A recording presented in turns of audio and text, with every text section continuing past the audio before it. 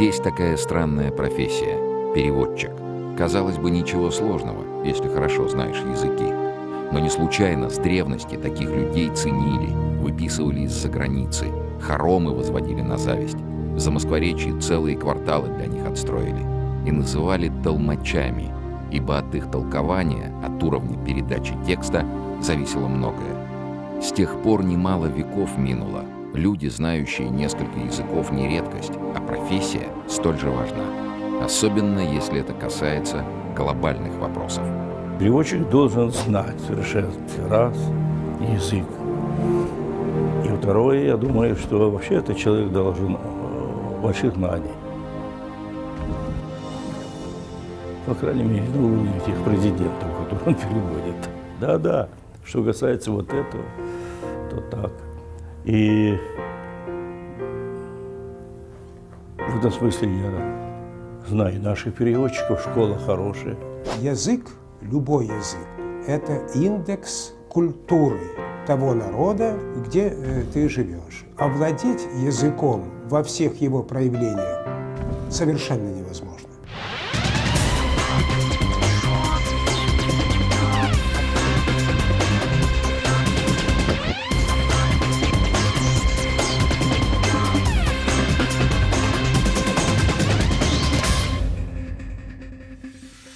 Октябрь, 1962 год. Мир стоял на грани ядерной войны. Самолеты США обнаружили на Кубе советские ракеты, представлявшие реальную угрозу безопасности США. Идею об установке ракет на Кубе, конечно, первым подал Хрущев. Это была инициатива Советского Союза. Фидель долго размышлял, соглашаться или не соглашаться с этим, но все-таки потом они приняли решение, я имею в виду кубинская сторона, чтобы установить такие ракеты. Никита Сергеевич Хрущев в своих мемуарах писал, что идея подпустить ежа в штаны дяди Сэма, разместив на Кубе ракеты с ядерными боеголовками, первоначально возникла у него. Соединенные Штаты готовились к полномасштабному вторжению на остров Свободы, собираясь уничтожить первый оплот коммунизма в Латинской Америке. Потерять Кубу Кремль себе позволить не мог. Операция под кодовым названием «Анадырь» по переброске свыше 50 тысяч человек воинского контингента, отправке 36 ракет средней дальности Р-12 с зарядом ядерной боеголовки в 1 мегатонну, ракет дальнего действия Р-14, тактических ядерных ракет типа «Луна» была проведена в кратчайшие сроки и в обстановке строжайшей секретности. Самолеты-разведчики США, регулярно облетавшие Кубу, обнаружили советские ракеты, но было уже слишком поздно. Большая часть была смонтирована и установлена. Кубинский лидер настаивал на превентивном ударе со стороны СССР. Как утверждал Хрущев, Фидель был уверен, что раз нападение неизбежно, то необходимо упредить его, и предложил немедленно нанести первыми ракетно-ядерный удар по США.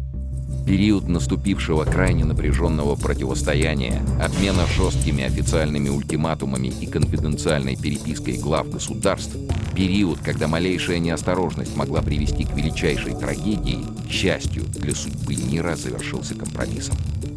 В ответ на заверение Кеннеди, что блокада Кубы будет снята и его правительство не предпримет каких-либо санкций против своего соседа, Хрущев согласился вывести советские воинские подразделения, военную технику и демонтировать ракеты.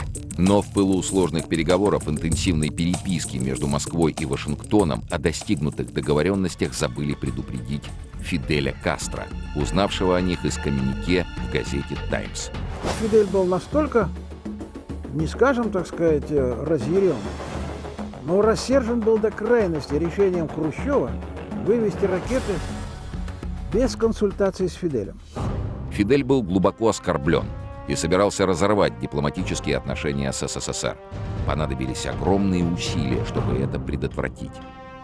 И только к концу ноября 1962 года завершились чрезвычайно долгие и трудные переговоры с кубинским лидером. Анастасу Микояну, которому поручили деликатную миссию утрясти ситуацию, удалось тогда уговорить Кастро согласиться на демонтаж ракет. Спустя полгода, 27 апреля 1963-го, кубинский лидер прибыл в Москву. Кстати, с острова Свободы Фидель вылетел тайно, поскольку нельзя было исключить возможность случайной атаки его самолета американцами. Кастро приветствовал первомайскую демонстрацию, стоя вместе с советским правительством на трибуне Мавзолея. А позже, перед торжественным обедом, разгорелся спор, едва не превратившийся в скандал, все по той же проблеме. Кто был инициатором установки ракет? Фидель, естественно, сказал, что идея была ваша. А на что Хрущев возразил: нет, Фидель, это ты поставила идею первую о поставке ракет на Кубу. Началась такая перепалка, в которой они упоминали первые контакты по этой проблеме. Я переводил максимально точно, чтобы не допустить какой-либо ошибки, оплошности. Но обе стороны так друг другу энергично стали припоминать различные детали, что я почувствовал, что разговор немножечко приобретает такой накаленный характер.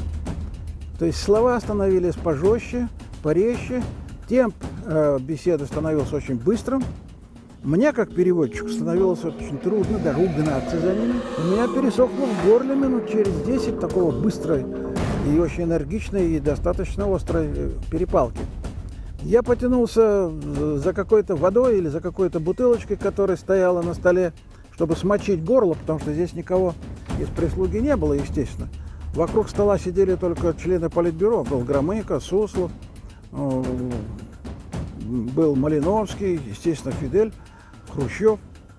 И так я неуклюже потянулся за этой бутылочкой, что она у меня опрокинулась, ударила по какому-то фужеру, фужер упал на стол, разлилось содержание на штаны Громыко, все вскочили, начали, так сказать, отряхиваться. Я решил, что мои дни уже как свободного гражданина сочтены.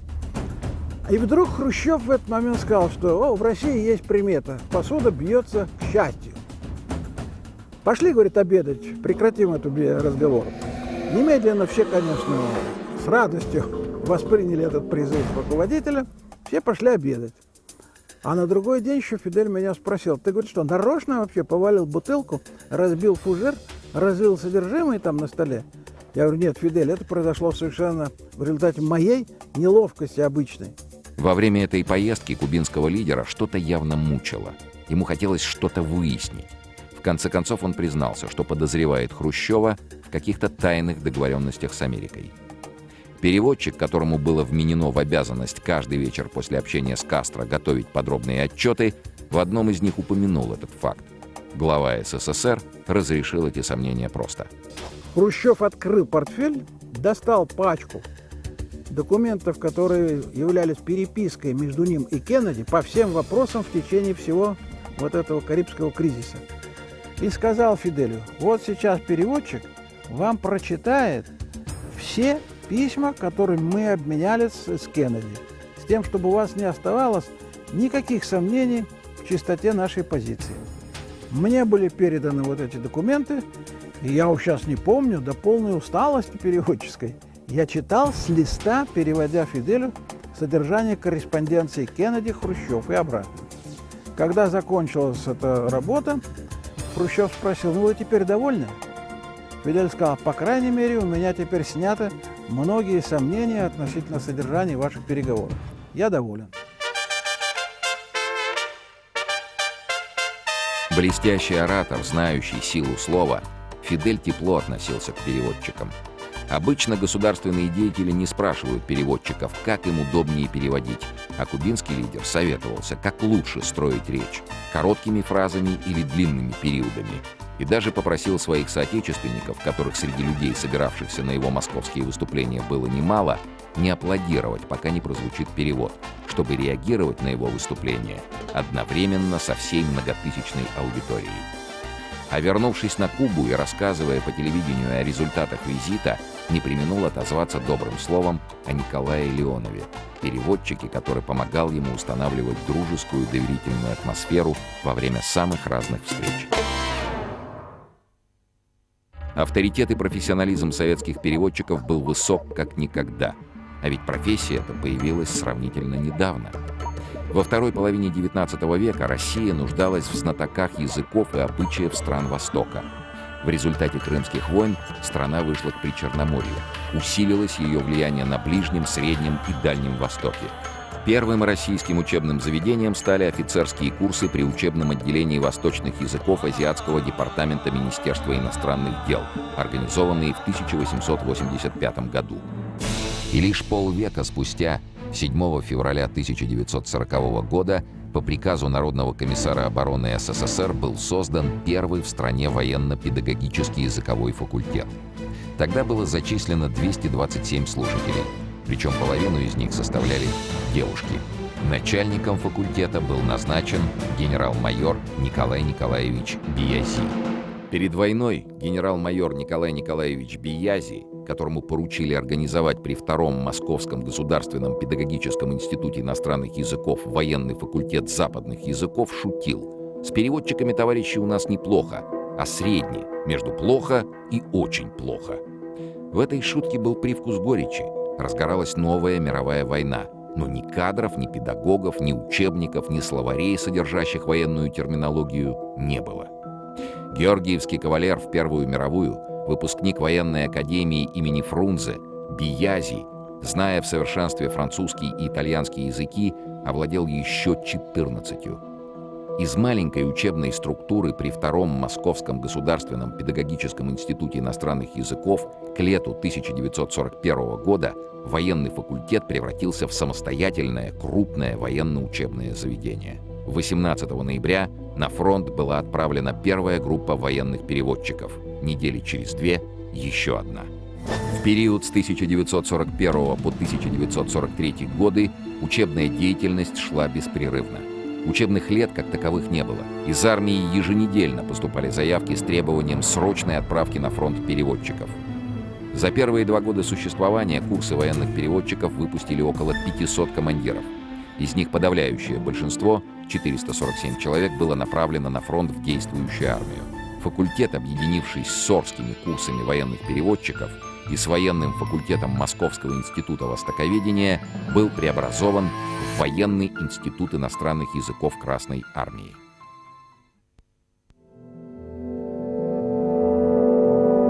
Глаза и уши армии — разведка. Но без переводчика она нема. Качество информации, которую получали от пленных, было связано в значительной степени с искусством переводчиков. От умения допросить пленного, от анализа трофейной документации, перехватов сообщений по радио и телефонных переговоров зависели в конечном итоге успешная подготовка и проведение боевых операций. Нередко переводчик совмещал свои прямые обязанности с функциями разведчика. Участвуя в рейдах, переводчики порой получали сведения от захваченного языка на месте, на вражеской территории. Далеко не всегда можно было доставить фрица к своим. А еще вместе с десантом высаживались во вражеском тылу, допрашивали захваченных там пленных и по радио передавали ценнейшую информацию командованию. Одна из подобных операций была проведена близ Мемеля в сентябре 1944-го войсками Первого Прибалтийского фронта. В оперативный тыл противника были сброшены на парашютах 10 разведгрупп, и в каждой находились военные переводчики. Нужно ли говорить, какую помощь при разработке плана наступления оказали добытые сведения? За время Великой Отечественной войны институт дал вооруженным силам около 4500 квалифицированных переводчиков и офицеров-политработников со знанием иностранных языков. Его выпускники воевали в действующей армии и в партизанских отрядах, работали в различных штабах и управлениях Красной армии, редакциях военных газет. Установленный 3-годичный срок обучения, как правило, не соблюдался. Подготовка велась по сокращенным программам. Уж очень востребованной оказалась эта профессия. Когда началась война, я получил справку на українському язикі, ясно. Втім, що він дійсно є в складі студентів Інституту іноземних мов Одеського університету, факультету французької мови, курсу 4-го. Вот с этой справкой я и побежал в райвоенкомат. Отечественная школа подготовки военных переводчиков сложилась в ситуации экстремальной, в крайне сжатые сроки. Но это не помешало ей стать одной из лучших. Закладывая ее основы, профессорско-преподавательский состав во главе с Николаем Ивановичем Биязи несмотря на жесткие условия военного времени, думал о перспективе, стремился к фундаментальности академического образования, о том, чтобы выпускники института обладали не только чисто профессиональными навыками, но были носителями подлинной культуры. Все это разовьется и станет очевидным в дальнейшем, после войны, а пока его подопечным предстоял еще один важный экзамен. Энвер Мамедов, имя, которое хорошо знакомо в дипломатических и телевизионных кругах. Еще до начала войны он поступил на учебу в авиационное училище. С началом войны стал проситься на фронт. В действующей армии старший лейтенант Мамедов стал командиром роты. Он владел несколькими языками и усердно практиковался в переводе на допросах военнопленных. В результате, как один из ценных специалистов, в 1942 году был отправлен в тыл и прикомандирован к курсам военных переводчиков.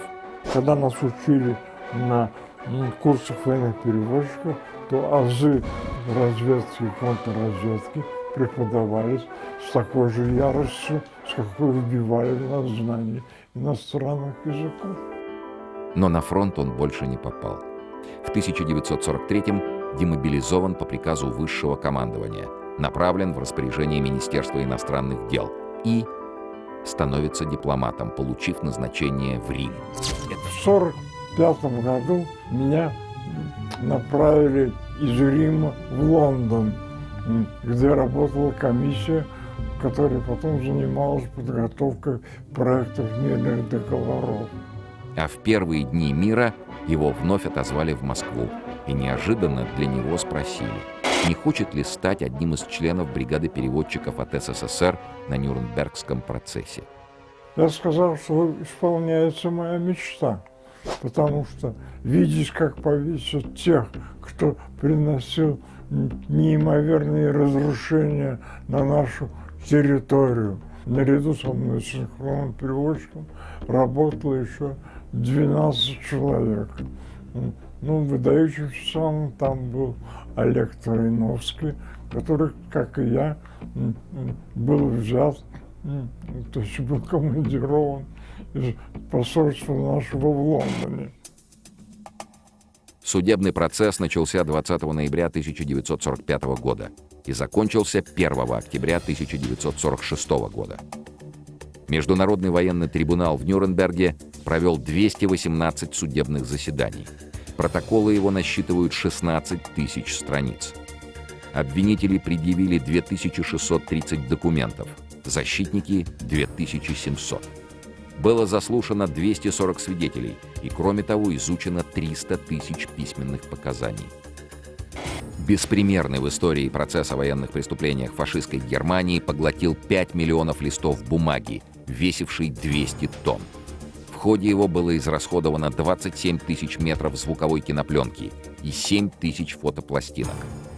Стенограммы на языках стран-союзников фиксировали каждое судебное заседание для обеспечения максимальной точности. Необходимость этого была связана с беспрецедентностью процесса, организованного победителями — Англией, США, Францией и СССР. Мамедову предстояло едва ли не с нуля восстанавливать давно забытый в России метод синхронного перевода, помогая осваивать его бригаде молодых сотрудников. Что значит синхронный перевод? Это значит, что вы говорите почти одновременно с тем, кто выступает, с оратором. Советские судьи и обвинители высоко ценили его как переводчика, но в то же время привлекали к поручениям и совсем иного характера, требовавшим от исполнителя определенной политической зрелости. Так, например, именно он переводил допрос такого важного свидетеля, как фельдмаршал Паулюс. Я переводил практически всех англоговорящих. Речи обвинителей, защиты подсудимых. Они иногда говорили по 30-40 минут. Перевод в обстановке Нюрнбергского процесса подчас приобретал характер большой политики. Например, антисоветский выпад доктора Штамера, адвоката Геринга. Говоря об освобождении Польши советскими войсками в 1944 году, во время допроса свидетеля он весьма часто употреблял слово «безетцунг». Слово это имеет два значения – оккупация и занятие. По духу вопросов адвоката советский переводчик Евгений Гофман понимал, какой смысл вкладывает тот в слово «безетцунг». и потому перевел его как «оккупация». Главный советский обвинитель Руденко тут же заявил протест. Западные судьи, которым их переводчики перевели это слово в его нейтральном звучании, не поняли, чем возмущен главный советский обвинитель. Наш переводчик разъясняет суть дела. Суд возвращается в зал и объявляет о своем решении. В протоколе заседания слово «оккупация» должно быть заменено словом «освобождение».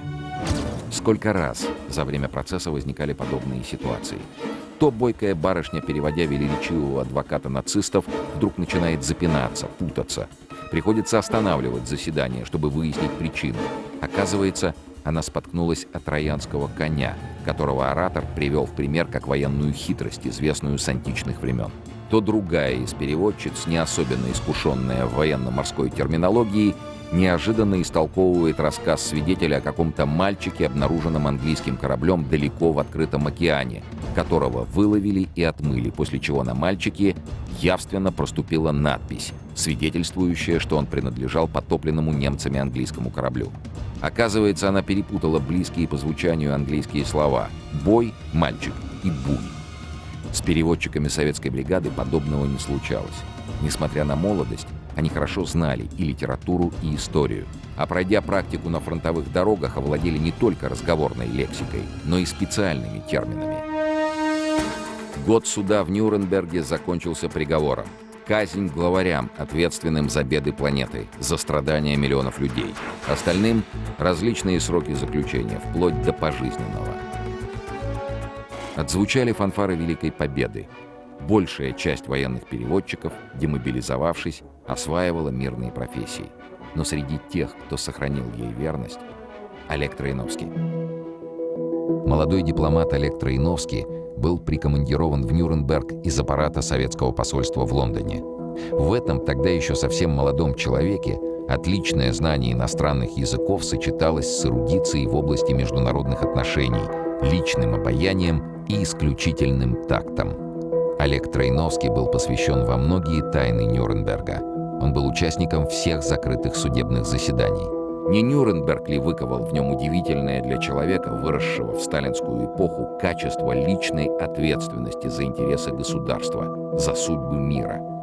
Годы спустя он станет известным дипломатом, руководя советскими посольствами в Китае, Японии, а в период самых трудных отношений с Америкой и Европой в Организации Объединенных Наций, проявляя не только политическую дальновидность, но и мужество и честь. А тогда, через несколько лет после процесса, окажется переводчиком Хрущева в первой зарубежной поездке советского руководства. Самым важным в этом визите считалась встреча Хрущева с руководителями большого бизнеса Англии. Был такой пышный обед в замке. В зале собрались все главные руководители английских банков, промышленных компаний. Во время обеда Хрущев так с аппетитом поел, ну и, по-видимому, немножко лишнего, непривычного виски выпил. Когда кончился обед и ему надлежало произнести речь, он встал, а речь эта была тщательно составлена, ей придавали очень большое значение. В Москве над ней работали специалисты. Никита Сергеевич должен был произнести эту речь, встал, но забыл, очевидно, после такого обеда вытащить из кармана речь, она была у него в кармане, и начал, как с ним часто бывало, импровизировать. Импровизировать он начал в своем привычном духе. Троиновский, который стоял рядом с ним, молчит. Побледнел только. Я сидел недалеко.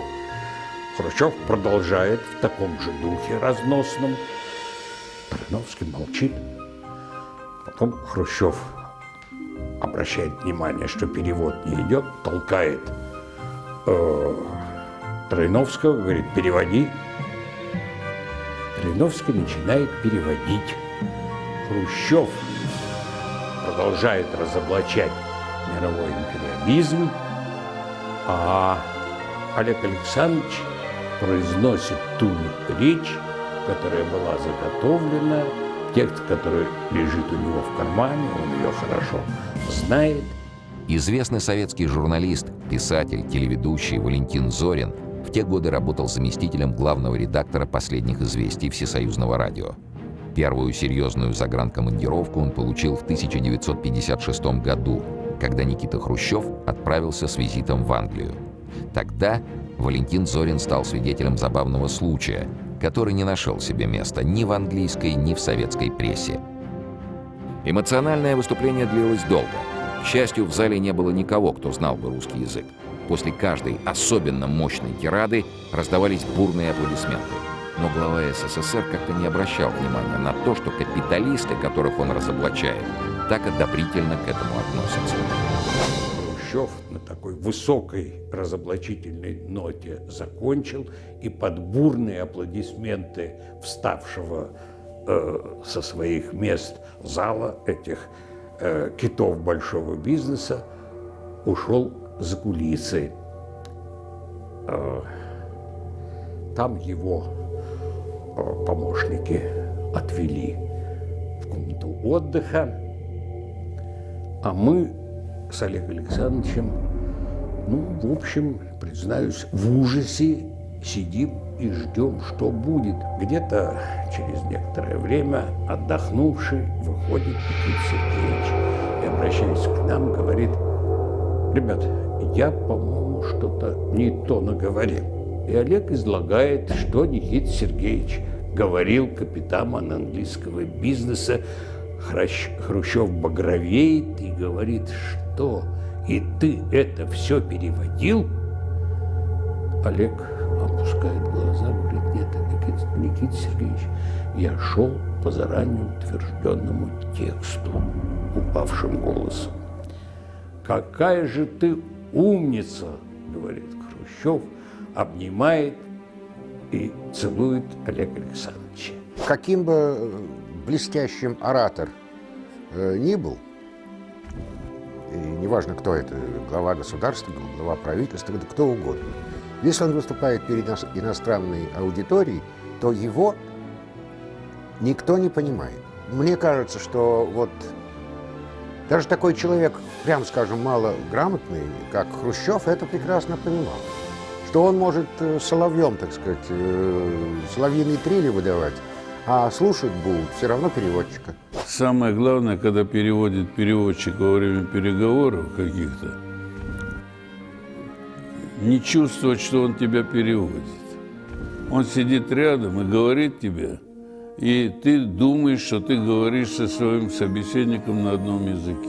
Вот это класс переводчика, это самый лучший переводчик. Но хуже всего, когда ты сам немного знаешь язык собеседника, с которым ты ведешь переговоры. Специалист по Ближнему Востоку Евгений Примаков, выпускник арабского отделения Института востоковедения, одной профессией не удовлетворился, закончив еще и аспирантуру экономического факультета МГУ. Работая в молодые годы журналистом, он стал сабкором газеты «Правда» в странах Азии и Африки, где сблизился со многими политическими деятелями региона. Первая встреча, когда он решил блеснуть знанием арабского, ему запомнилась надолго. Я разразился в приветствии, обращаясь к одному из руководителей арабских государств и к его коллегам и так далее. Говорил, наверное, минуты полторы, подыскивая нужные выражения для того, чтобы они выглядели так очень цветисто и очень показывали мою расположенность к людям, к которым я обращался. А переводчик сказал: он вас приветствует. В те годы обстановка на Ближнем Востоке была сложной. В связи с чередой переворотов ему не раз приходилось выполнять щекотливые поручения правительства, совмещая это с прямыми обязанностями журналиста. А вскоре разразился арабо-израильский конфликт. Примаков стал свидетелем шестидневной войны 1967 года, когда армия государства, которому не насчитывалось еще и 20 лет, за несколько дней молниеносным маневром уничтожила авиацию, а затем обратила в бегство военные силы объединенной коалиции Египта, Алжира, Кувейта, Ирака, Иордании, Судана, Ливана. Советский Союз тогда большую помощь оказывал Египту поставками оружия и в других военно-технических вопросах. Переводчиков нужно было очень много. И именно тогда потребовалась работа переводчиков, еще даже не окончивших институты. Свою переводческую карьеру Павел Палашченко начинал в Египте. В середине 60-х в стране остро ощущалась нехватка военных переводчиков. Студент московского Иньяза, где учился будущий зубр государственного перевода, был снят с учебы на 1 год и отправлен в Египет. Бывал я и в пещерах, в которых размещались некоторые военные объекты, а пещеры эти были результатом строительства египетских пирамид. СССР выступила союзником Египта в надежде, что в благодарность за помощь президент Гамаль Абдель Насер, пользовавшийся авторитетом в арабском мире, будет проводником дружественной политики. Увы, через несколько лет Насер, получивший от Москвы все, что просил, стал сторонником Штатов, прельстившись щедрыми посулами американцев. В результате войны Израиль вернул земли, захваченные арабскими странами в ходе предыдущих военных конфликтов. Но эти территории вновь и вновь становились предметом ожесточенных споров, а попытки мирного урегулирования ставились в зависимость от условий их возвращения. ООН, взявшая на себя трудную миссию поиска компромисса между врагами, выпустила резолюцию, в которой призвала Израиль к выводу израильских вооруженных сил с территорий, оккупированных во время недавнего конфликта. Но вот проблема. Перед словом «territories» отсутствует определенный артикль «the», а это дало Израилю основание по-своему интерпретировать документ, отвести свои войска только к тем позициям, которые он сам счел необходимыми. Один артикль, а споры не утихают по сей день. Споры, из-за которых полвека идет кровавая террористическая война. И как часто в пылу политических баталий возникает как главный аргумент довод, что отсутствие артикля – ошибка переводчика. Если кто-то будет трактовать это как проблему перевода, это абсолютно неверно, потому что английский текст – это текст, на котором велась разработка проекта резолюции. По моему глубокому убеждению, отсутствие там определенного артикля никак не меняет смысл резолюции. Смысл резолюции в том, что с оккупированных территорий надо уходить. Это ясно из русского текста, из французского, из английского текста тоже. Английский режиссер русского происхождения Питер Устинов остроумно заметил: человек, наделенный слишком многими способностями, кончает свою карьеру в должности переводчика в ООН, вероятно, имея в виду сложнейшую миссию ее сотрудников – миссию миротворцев. Задача их кажется крайне сложной, подчас невыполнимой. Испокон веков люди враждуют, используя порой самые невероятные предлоги, а потом долго залечивают раны. Но рубцы войны не заживают годами, а иногда столетиями, кровоточа, вызывая и боль, и страх. Пережив огромные потери в ходе войн, люди создали самое страшное оружие — ядерное, способное в мгновение ока расколоть планету уже не в фигуральном, а в буквальном смысле. И одновременно осознали смысл поговорки «лучше худой мир, чем хорошая ссора». В разгар иной, холодной войны ведущие ядерные державы сели за стол переговоров об ограничении вооружений. Переговоров долгих, трудных, но необходимых. В июне 1979 года в Вене проходила встреча на высшем уровне по подписанию договора по ограничению стратегических вооружений. Советский Союз представлял генеральный секретарь ЦК КПСС Леонид Ильич Брежнев. Соединенные Штаты представлял президент Соединенных Штатов Картер. На этих чрезвычайно важных для советского военного руководства переговорах Феликс Попов был личным переводчиком министра обороны Дмитрия Устинова и начальника генерального штаба Николая Агаркова. В самый разгар холодной войны встреча в Вене проходила крайне напряженно. Многие эксперты предрекали тогда этим переговорам неудачу. Благодаря профессионализму военного переводчика Феликса Попова удалось преодолеть подозрительность и недоверие партнеров и договориться о том, что впредь ни одна из сторон не будет стремиться к военному превосходству. Министр обороны Советского Союза Дмитрий Федорович Устинов начал беседу со следующей реплики. «Господин министр, как нам поручили наши руководители, мы должны договориться о сокращении войск и вооружений в Европе». Я перевожу. И в ответ молчание. 1, 2, 3 секунды. И затем министр обороны США говорит: господин министр, насколько я понял, такого поручения мы не получали. Тут министр обороны Устинов смотрит на меня. Я, откровенно говоря, сам в недоумении. Может быть, я сказал что-то не то? Вскоре выяснилось, что на встрече глав государств они решили дать поручение военным ведомствам лишь обсудить возможность сокращения вооружений, подготовить предварительное соглашение, но никак не готовить договор. Такого рода ситуации, довольно стрессовые, я бы сказал, для переводчика, к сожалению, бывают время от времени. Они вызваны тем, что работники аппарата, обеспечивающего работу первого лица, считают ненужным соответствующим образом подготовить переводчика к работе. Переводчик же переводит этот текст на другой язык, и он должен быть в курсе не только текста, но и того, что стоит за текстом. Установление нормальных отношений с Соединенными Штатами было едва ли не одной из важнейших задач Михаила Сергеевича Горбачева, незадолго до этого избранного генеральным секретарем ЦК КПСС. Но первая же встреча с президентом Америки обескуражила снисходительным тоном и высокомерием Рональда Рейгана. Разговоры наши шли напрямую, причем они в ходе беседы приобретали иногда острый характер. В Советском Союзе Павла Палашченко широкие массы знали мало. Со своим народом Михаил Сергеевич Горбачев общался по-русски. Зато на Западе бешеная популярность первого президента СССР зависела и от мастерства переводчика.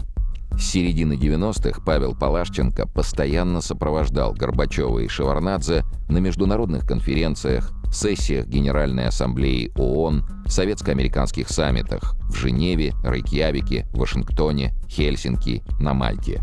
Какой-то накал эмоций, конечно, был. Действительно, Рейган старше Горбачева, уверенный в себе человек, но и со стороны Горбачева была большая уверенность в себе.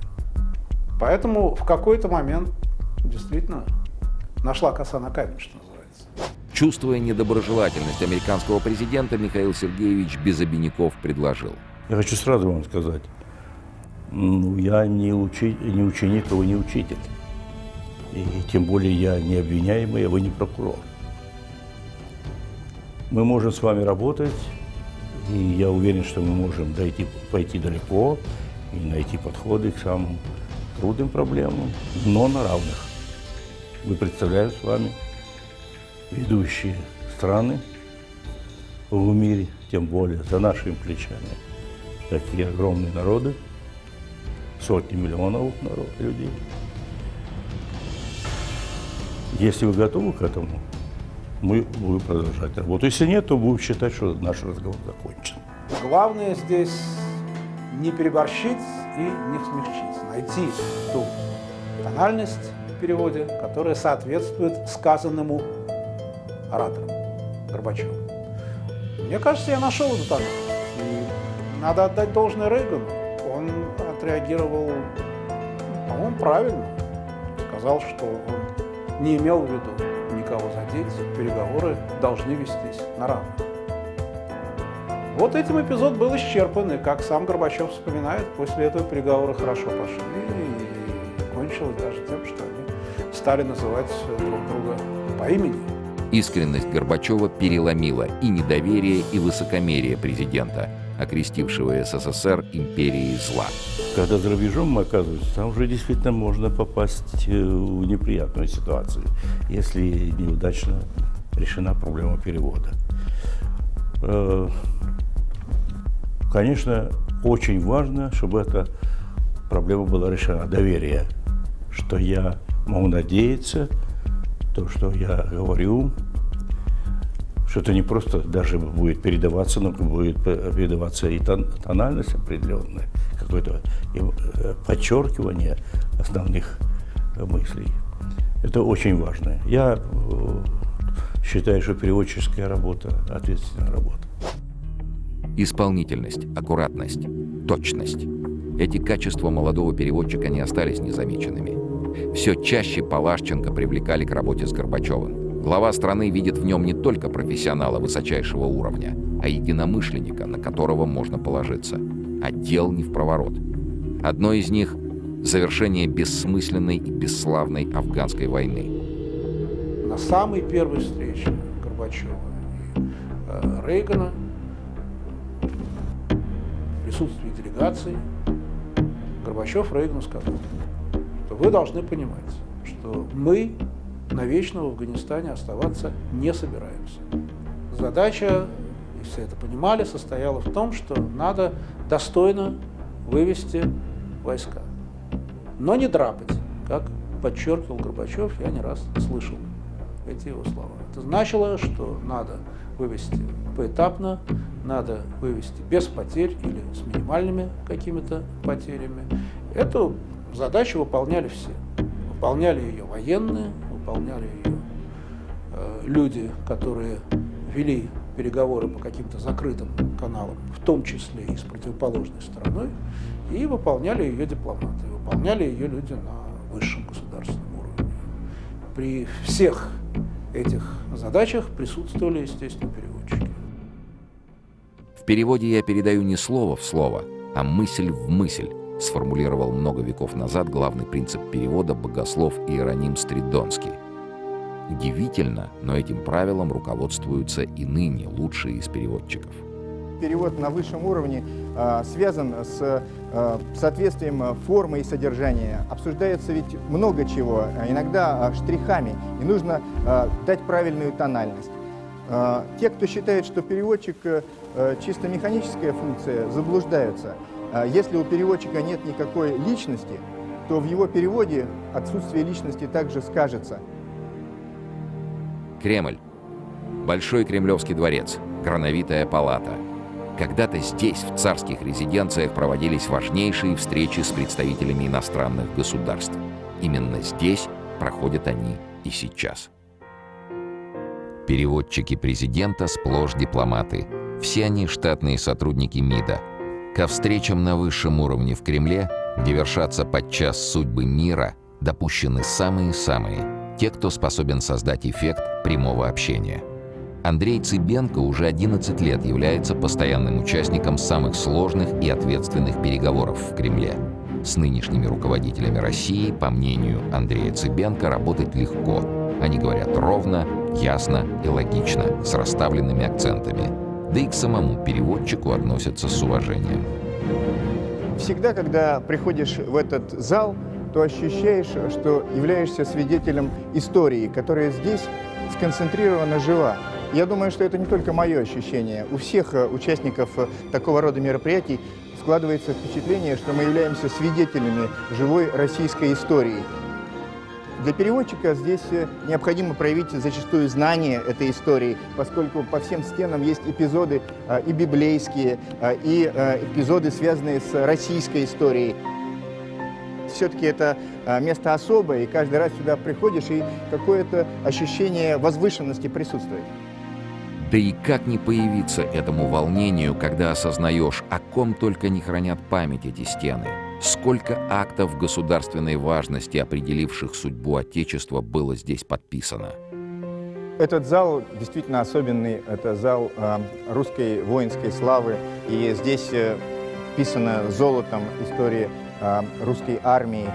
Здесь проводятся церемониальные торжественные мероприятия, проходят подписание важных международных документов в том числе. И в этих условиях переводчику надлежит осуществлять торжественно в присутствии многих гостей из-за рубежа и из нашей страны. Перевод выступлений это происходит в очень торжественной атмосфере, и от переводчика требует дополнительного артистизма. Здесь истори принимали высокопоставленных особ для переговоров в узком кругу. То же происходит и сейчас. На переводчике двойная нагрузка и высокая ответственность. Помимо перевода он должен записать беседу, потому что потом эти записи лягут в основу разрабатываемых документов. Речь идет о серьезных межгосударственных переговорах. Обсуждаются действительно подчас судьбоносные вопросы. В настоящее время переговоры в широком составе, которые ведутся после переговоров в узком составе, проводятся в соседней зале, как правило, под синхронный перевод. И нужно сказать, что наши руководители все больше и больше предпочитают синхронный перевод. Он дает больше динамики, разговора в реальном времени. Характерность лексики. Мир помнит темпераментные импровизации Хрущева, обильно пересыпанные малороссийскими поговорками, и Черномырдина, вызывавшего симпатии соотечественников острыми афоризмами из-за их полной непереводимости, породившего множество анекдотов о печальной участи своих несчастных переводчиков. А легко ли было проследить за прихотливой мыслью Горбачева, то и дело отвлекавшегося на ассоциации, ускользавшего в пространное отступление? У Горбачева развернутая манера выражения и часто отход от основного русла мысли, в который он потом возвращается. Переводчик стилистически шероховатости исправляет. Это вполне естественно, и я это делал, и делаю, это абсолютно нормально. Я считаю, что переводческая работа – ответственная работа. Что ярче, чем речь, дает представление о личности. При всей сложности задачи необходимо непременно передать особенности речи, если она решена. Собеседники видят друг в друге индивидуальность, и контакты устанавливаются легче. Главная задача переводчика, можно так сказать, такое создать впечатление, что собеседникам кажется, что они разговаривают друг с другом напрямую, чтобы переводчик как бы растворился в собеседниках и как бы исчез из поля зрения. Вот это главная задача переводчика. Изменившийся за последние десятилетия мир учится толерантности. Иными, более доверительными становятся взаимоотношения. Во время официальных встреч, вопреки строгостям протокола, руководители государств ведут себя все непринужденнее, чувствуют свободнее. Все больше международных связей на всех уровнях. И давно не редкость люди, владеющие языками. Но по-прежнему во время этих встреч мелькнет на экране, случайно попав в объектив телекамер, фигура переводчика. То шепчущая на ухо перевод тоста на приеме, то склонившаяся к микрофону, то где-то поодаль за столом в тесной кабинке синхрониста. Как и прежде, он за кадром, в тени публичных персон. Но, как и прежде, от уровня его квалификации, от качества работы, от того, как он передаст нюансы чужой речи, зависит так много. А значит, он по-прежнему на передовой.